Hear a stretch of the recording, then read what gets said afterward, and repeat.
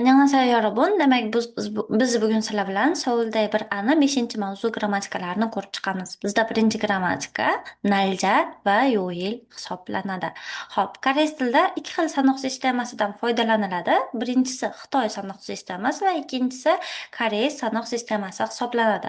Xitoy sanoq sistemasi cheksiz bo'ladi. Ya'ni xohlagan raqamimizgacha bemalol sanashimiz mumkin. Lekin koreys tili sanoq sistemasi esa 99gacha bor. Biz koreys tilida 99gacha faqat sanashimiz mumkin bo'ladi.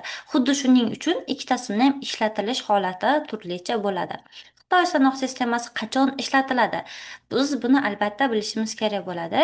Xitoy sanoq sistemasi sanani aytganimizda, sana va oyni aytganimizda, telefon raqamni aytganimizda va minut va sekundni aytganimizda, narxni aytganimizda va 100dan yuqoriga sanaganimizda, 100dan yuqoridagi sanoqda biz Xitoy raqamlaridan, Xitoy sanoq sistemasidan foydalanamiz. Xo'p, bugungi darsimizda biz sizlar bilan Xitoy sanoq sistemasini, Xitoy raqamlarini ko'rib chiqamiz. Xitoy raqamlari il, bir, i, sam, sa, o, yuk, chil, pal, ku, ship holatida biz ishlatishimiz mumkin bo'ladi ekan. Endi biz ko'rib chiqdik.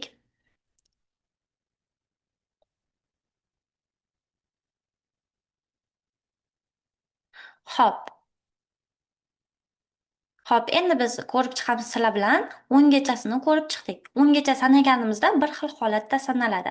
Lekin 11dan boshlaganimizda 11, 12, 13, 14 qilib sanaganimizda oldinga mana shu 10 ta raqamdan foydalanamiz. Misol uchun 10 ship bo'lsa, 11 deganimizda 10 yoniga 1 ni qo'yamiz. Ya'ni o'zbek tili bilan bir xil. 11, 12 deganimizda 10 ni yoniga boshqa raqamlarni qo'yib ketaveramiz. Ship il deydigan bo'lsak, ship il 11, ship i 12, ship sam 13, ship sa 14, ship o 15, ship yuk 16, ship chil 17, ship pal 18, ship ku 19 va 20 deganimizda endi i shipdan foydalanamiz. I ship bo'ladi. Ya'ni 2 karra 10. 2 ta 10 degani. I ship. Ship o bo'lsa, i 2 bo'ladi. I ship. 2 ta 10. 20 bo'ladi. I ship. Endi 30 demoqchi bo'lsak, sam ship bo'ladi. Sam ship. 40 demoqchi bo'lsak, sa ship. 50 o ship. 60 yuk ship. 70 chil ship, 80 pal ship, 90 ku ship holatida ishlatamiz. Xo'p, orqasiga esa raqam qo'yganimizda misol uchun 65 demoqchi bo'lsak, birinchi yuk shipni qo'yamiz va uni orqasiga yuk ship o holatida ishlatishimiz kerak bo'ladi. Yuk ship o xuddi shunaqa tartibda ishlatamiz. Endi keyingilarni 100talik va 1000talik, 10 mingtaliklarni ko'rib chiqamiz. Qanday aytiladi? 100 bu 100 pek,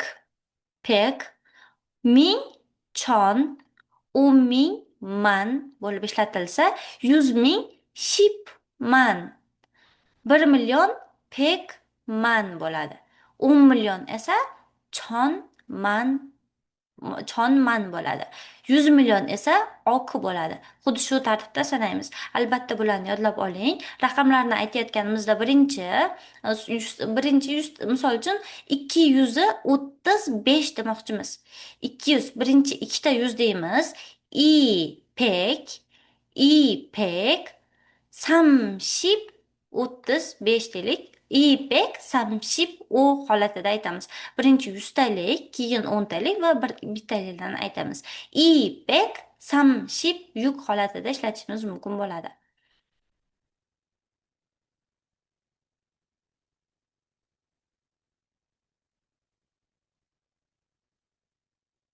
Xo'p, raqamlarni ko'rib chiqdik. Endi koreys tilida oy qanaqa holatda aytiladi? O'zbek tili bilan farq qiladi oyni aytishda. Koreys tilida har bir oyni o'z nomi bo'ladi. Har bir oyni o'z nomi bo'ladi. Har bir oyni o'z nomi bo'lmaydi. Misol uchun o'zbek tilida har bir oyning o'z nomi bor. Yanvar, fevral, mart, aprel, may holatida 12 ta oyni har bittasini nomlab chiqqanmiz. Koreys tilida esa oylar nomlab chiqilmagan. Birinchi oy, ikkinchi oy, uchinchi oy, to'rtinchi oy holatida har bitta oyni sanaladi. Xuddi shunisiga e'tibor beramiz. Misol uchun hozir 12 dekabr bo'lsa, bu 12-chi oy bo'ladi. Ship iyul holatida har bitta oyni sanaladi, ko'rib chiqamiz.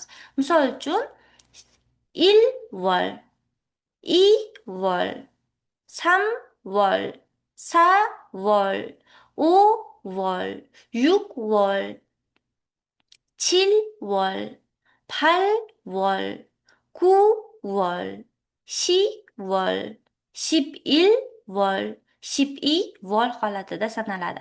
Quyidagi so'zlarni ham albatta bilib qo'yishingiz kerak bo'ladi. Nyon, yil, vol, oy, il, kun, yo'il, hafta, Juyil esa hafta kuni hisoblanadi.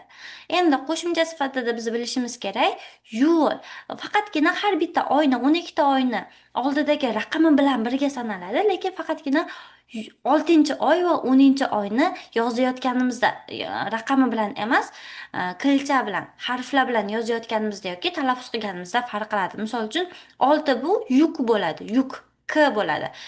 Vol qo'shilganda esa xuddi shu tushib qoladi va yuk vol holatida qo'shiladi. Yuk vol emas, yuk vol emas, yu vol holatida aytiladi.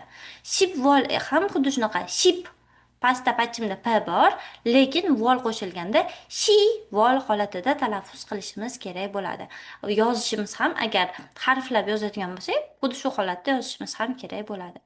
Endi sanani aytishni ko'rib chiqamiz. Koreys tilida sana qanday aytiladi? Koreys tilida birinchi o'rinda yil aytiladi, keyin kun va undan keyin oy. Xuddi shu tartibda aytiladi. Va sana tabiiyki Xitoy raqamlaridan foydalaniladi. Ko'rib chiqamiz. Misol uchun 2025-yil 6-oy 7-kun sifatida aytiladi. Misol uchun biz o'zbek tilida aytadigan bo'lsak, 7-yanvar, 8-yanvar, 9-yanvar yoki 23-aprel, avgust holatda aytishimiz mumkin. Birinchi sana, keyin uni orqasidan oy aytamiz. Lekin Koreyada esa birinchi oyni, birinchi yilni orqasidan oyni va uni orqasidan kunni aytiladi. Agarda siz faqatgina oy bilan sanani kunni aytmoqchi bo'lsangiz, birinchi kun keyin oy holatida aytishingiz mumkin emas o'zbek tiliga o'xshab. Misol uchun 7-dekabr deyish mumkin emas. Dekabr 7-holatida ishlatishingiz kerak bo'ladi. Misol uchun ko'rib chiqamiz. 2025-yil 6-oy 7-kun bo'lib kelyapti bu yerda. Ichon ikkita ming, ichon 20-o'n, ichon 20-o'n, 2025-yil yuvol chil-il. Endi ichon nyon bo'ladi. 2000-yil ichon nyon palvol 23 holatida aytamiz. Pastdagini ko'ramiz. 1995-yil 1000 chon 900 kupek 95 kushib o nyon shib ilvol samshib il holatida aytamiz. Xuddi shu tartibda aytishimiz kerak bo'ladi. Xo'p, endi pastdagilarni o'zingiz uchun bajarib ko'ring. Yuqorida qanchalik o'rganganingizni tekshirish uchun. Endi biz sizlar bilan hafta kunlari qanday aytiladi? Buni ham ko'rib chiqamiz. Koreys tilida hafta kuni yo'il deb aytiladi. Yo'il hafta kuni deb tarjima qilinadi, lekin uni vazifasi shanba bilan bir xil keladi. Misol uchun dushanba, seshanba, chorshanbadagi xuddi shu har bitta hafta kunini oxirida aytadigan shanbamizni o'rnini bosadi. Ko'rib chiqamiz. Misol uchun vol yo'il, dushanba, hua yo'il, su yo'il, mok yo'il, kum yo'il, to yo'il, il yo'il holatida. Endi mana bu so'zlarni ham albatta o'zingiz uchun bilib qo'yishingiz kerak bo'ladi. Yo'il hafta kuni, Ju hafta bo'ladi. Chumal hafta, Juil hafta kuni bu ham. Chumal hafta oxiri bo'ladi. Chumal hafta oxiri shanba va yakshanbani nazarda tutib aytiladi. Ya'ni shanba va yakshanba kuni Koreyada dam olish kuni hisoblanadi. Chumal hafta oxiri, ya'ni dam olish kuni. Pyongil esa hafta o'rtasi bo'ladi. Ya'ni Pyongil ish kuni. Hafta o'rtasidagi 5 kun hisoblanadi. Endi qo'shimchasiga biz bilishimiz kerak bo'ladi onje va myochilni farqini. Onje bu qachon deb savol beriladi. Myochilni ham qachon deb so'rashimiz mumkin bo'ladi. Faqatgina ishlatish tartibi har xil. Onje qachon deb so'ralganda biz sanani so'rashimiz mumkin, vaqtni so'rashimiz mumkin yoki qachon sifatida hafta kunini so'rashimiz mumkin bo'ladi. Myochil esa faqatgina nechinchi kuni holatida faqatgina sanani so'raganimizda myochildan foydalanamiz. Xo'p, mana shu yergacha o'rgandik. Agar grammatika, ya'ni sana va hafta kunlarini yaxshi tushunmagan bo'lsangiz, videoni yana boshqatdan ko'rishga harakat qiling. Chunki raqamlarni bittada ko'rib yodlab ola olmaysiz. Xuddi shuning uchun raqamlarni ko'rib yodlab va ishlatilish sana va hafta kunlarini, oyni ishlatilish holatini ko'rib, qayta-qayta ko'rib o'rganib chiqing.